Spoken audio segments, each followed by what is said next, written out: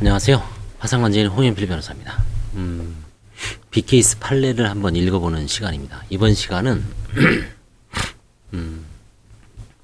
원고가 아마 파산면책에서 누락했나 봅니다. 그래서 원고가 뭐 면책 효력 확인이소든 청구이소든 뭘 제기를 했는데 졌어요. 진 이유가 알면서 과실로 기재하지 않았다. 자, 그러면 알면서 과실로 기재하지 않았다라고 이 판사는 추론을 했죠.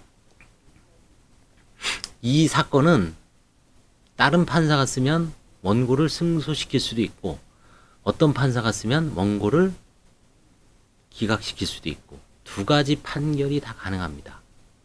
자, 그럴 때 판례를 잘 분석을 한번 해보겠습니다. 사실관계는 뭐 생략을 할게요. 뭐 피고는 피고가 이제 채권자죠. 이럴 때 채권자는 뭐 지급명령을 내렸어요. 2011년. 그렇죠? 그래서 이제 지급명령이 그대로 확정됐습니다. 원고는 2012년도에 파산면책을 했어요. 근데 이제 누락한 거죠. 지급명령 받은 거를. 다시 한번 말씀드리지만 지급명령은 채무자가 송달을 받아야지 확정이 되는 거죠. 채무자에 대해 파산 선고의 원인으로 생긴 재산상의 청구권이 파산채권이고 566조 단서의 경우에 해당하지 않는 한 면책효력이 민지죠. 피고는 당연히 이제 피고 채권자 회사는 대부업체는 저 사람이 알면서도 기재하지 않았다라고 이제 그렇게 항변을 하죠. 그래서 강제집행가 허용돼야 된다.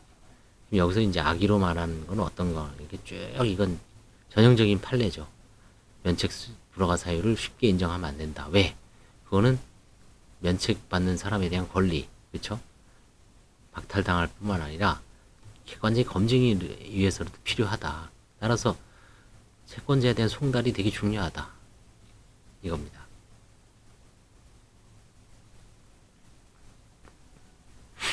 자, 근데 이 사건에서 2011년 9월 19일 날 원고에게 송달됐습니다. 지급명령 정보를 직접 수령한 사실. 이건 아마 이제 관제 지급명령 보고서에 그렇게 돼 있을 거예요. 그 다음에 채권자가 압류 및 추심 명령으로 예금 채권에 대해서 집행까지 했습니다. 두 가지 점. 직접 수령했다. 그리고 바로 채권 압류 및 추심에 대해서 중소기업은행, 기업은행에 대한 예금 채권에 대하여 압류 추심을 했다.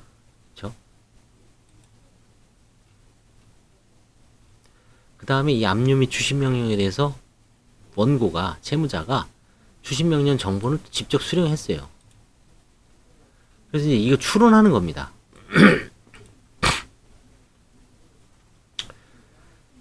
그래서 원고는, 그리고 이제 파산 면책한 게 불과 짧아요. 그쵸?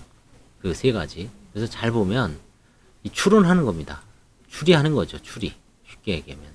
그래서 판사는 원고는 파산 및 면책 신청 당시 이 사건 채권의 존재를 알고 있으면서도 적어도 과실로 기재하지 않은 걸로 본 거죠. 그래서 이제 면책 채권은 비면책 채권이다. 저 면책 효력이 미치지 않는다라고 본 겁니다. 그 이유는 여기 있습니다. 이게 핵심입니다. 세 가지. 2011년 9월 19일 지급명령 정보는 추심명령 정보를 직접 수령한 점. 그 다음에 파산 면책 신청이 이거가 한 뭐 3, 4년 후에는 깜빡 잊을 수도 있죠. 그런 판례 있죠. 2년 6개월 지났는데 잊을 수도 있다. 전체 채무에서 차지하는 12억 중에 뭐 473만 원인데 그거를 굳이 뺄 이유가 없다. 그런 판례도 있습니다. 여기서도 금액은 높지가 않아요. 얼마 안 돼요. 477만 원. 근데 며칠 전에 제가 아직 안 읽었습니다. 그 판사는 10억 중에 473만 원을 특별히 뺄 이유가 없다. 그 다음에 2년 6개월 지났기 때문에 잊어버릴 수도 있다. 그렇게 다른 판사님 판결했는데 여기서 비슷한 사안에서 이 판사는 지급명령 정보를 직접 수령했고 그 다음에 압류 추심명령을 바로 한 달, 세 달 후에 했고 추심명령 정보 직접 수령했고 그 다음에 파산 면책 신청도 불과 1년이 경과하지 않은 시점에 했기 때문에 이거를 빼먹을 이유가 없다. 실수로 뺀 거다. 따라서 알고 있었다라고 보인다죠. 자기는 그렇게 보는 겁니다. 이 사람은 나는 이 사람은 근데 어떻게 보면 그게 1년 이런 채무자들은 정신이 없죠. 그쵸? 채권자에 막 추심해서 이 판사님들이 보기에는 뭐 가까우니까 알 수도 있다 그러지만 비정상적인 생활이죠. 비상상황이죠. 그쵸? 막 수많은 사람들 공격하는데 어떤 건 알고 어떤 거는 뭐 모르고 이게 아니죠. 다 잊고 싶죠. 그쵸? 그쵸? 여기서 이제 착각, 부주의, 실수로 본 겁니다. 근데 이미 너는 알고 있었다. 그 다음에 누락한 경위나 이외에 아무런 설명도 하지 않고 있어요. 뭐 자기가 깜빡했다든지 그 당시에 뭐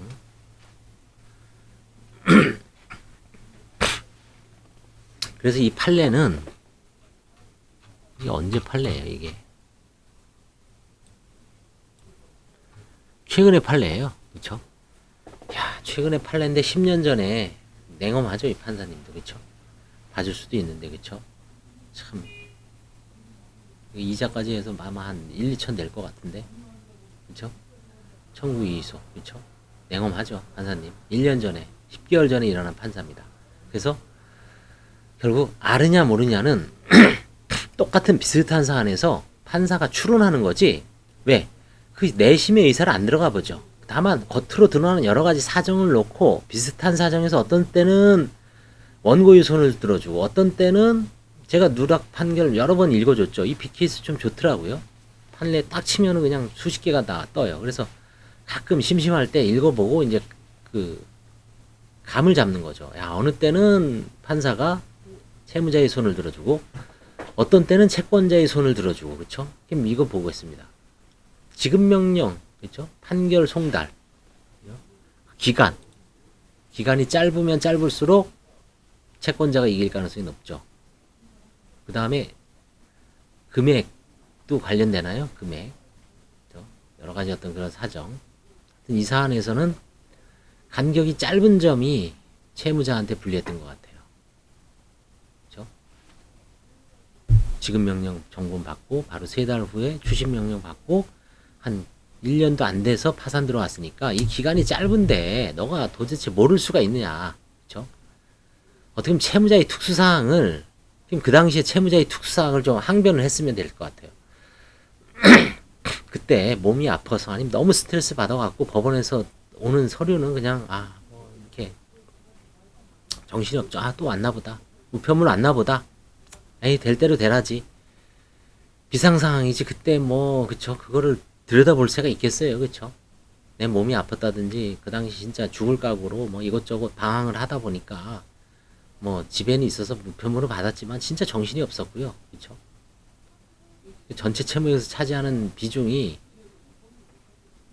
채권자가 너무 많아갖고 한두 개는 빼먹을 수도 있고 그 당시에 또 소송조회라든가 이런 신용조회 제도가 없었죠. 그쵸?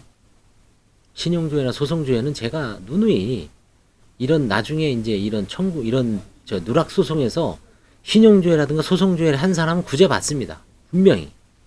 왜? 누락 소송을 하도 많이 하다 보니까 지는 경우가 많았어요.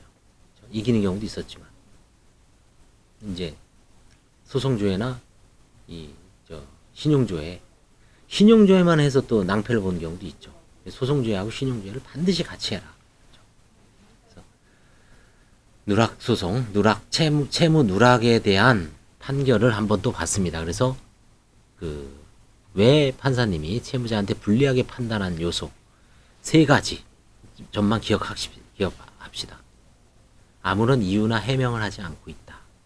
그 다음에 지급명령 받고 추심명령 정본을 받았다.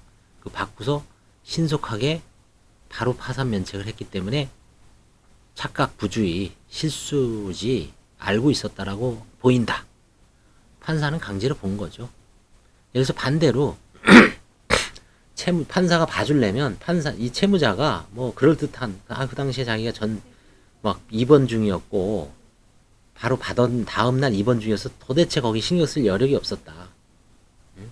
진단서를 냈어요. 막 교통사고가 나서 정신이 없었습니다. 그 냈으면 이길 수도 있어요. 그 당시에 정신이 없었던 점, 교통사고로 채무자가 정신적 경제적 피로도에 따라서 제대로 직장도 못 다니고, 그렇죠? 곧바로 그 송달을 받자마자 바로 한 달간 이상 입원했고, 그 다음에 바로 뭐 추신문을 했지만, 퇴원할 때쯤에 어떻게든 또 그걸 받았지만, 몸이 아파서 제대로 신경 못 썼다. 넘어갈 수도 있죠.